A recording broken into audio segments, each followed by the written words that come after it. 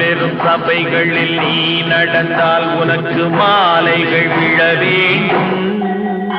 ஒரு மாற்று குறையாத மன்னவன் இவன் என்று போற்றி புகழ வேண்டும். மாபெரும் சபைகளில் நீ நடந்தால் உனக்கு மாலைகள் விழ வேண்டும்.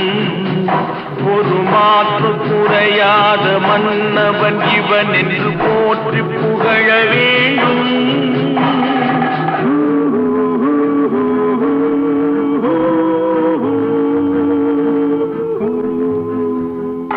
உன்னை அறிந்தால் நீ உன்னை அறிந்தால் உலகத்தில் போராடலாம். உயர்ந்தாலும் தாழ்ந்தாலும் தலை வணங்காமல் நீ வாழலாம்.